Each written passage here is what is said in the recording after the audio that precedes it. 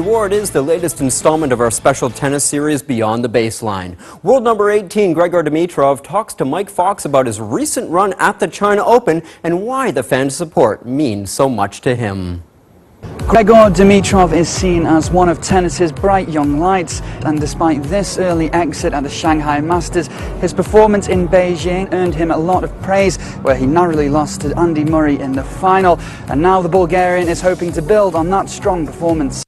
Thanks for taking the time out to talk to us. Not long ago, of course, you were in Beijing, unlucky to be runner-up there.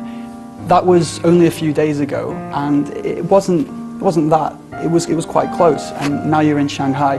Have you had to put that disappointment behind you very quickly? Yeah, I think the following day was, even the same night, I didn't sleep at all. I was trying to think, what could have possibly done better. And of course, wins like that, I think, hurt a lot, especially when you play for the title. But I didn't lose without giving my best, which I'm pretty happy. And I played against Andy Murray, the guy who has a lot to go for nowadays. He had a pretty good statement of wanting to be number one, so he chases that. So yeah, obviously I had to put everything aside and come out here. Just had a hit yesterday and back on duty today. For a long time now, you've been pipped as one of the players who has a chance of breaking into that big four that everyone keeps talking about, and you've just played one of the big four. Although you lost in straight sets, it was still a very narrow win in many ways. How do you feel now about your chances, about maybe making that next step in your career? I'm playing better, I think, with each week, and I think each tournament that has gone by this year, it's been good and successful. But I need to keep working. That's the one thing that I know for sure right now. Obviously, I've had quite a few good wins lately. Beat Rafa for the first time, and it's just like always tough opponents that you gotta play. And step by step, I'm getting closer to that. To that. I don't want to say the top four right now, obviously, but I think getting back to top 10 is very achievable. If I keep playing that way, if I win a lot of matches, especially to the end of the year, I have a legitimate chance to start really good and position myself to start well next year. So I think that's one of the main priorities for me right now.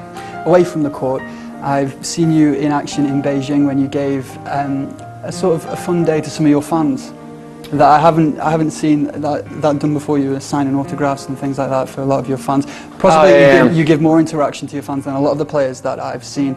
Is that something that's important to you?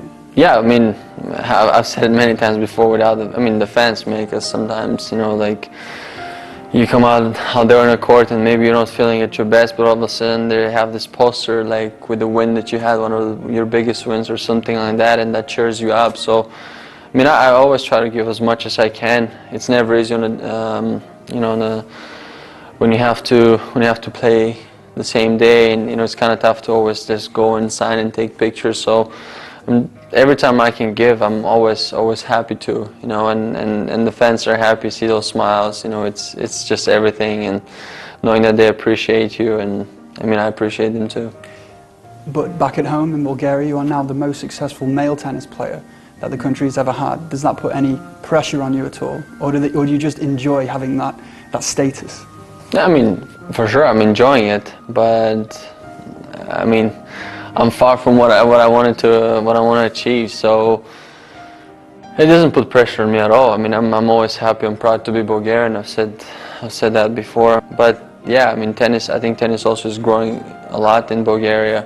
I think a lot of kids are starting to play quite a bit of tennis, and it's getting there. So hopefully, I think in the future would become better. And we'll finish with a question about looking forward.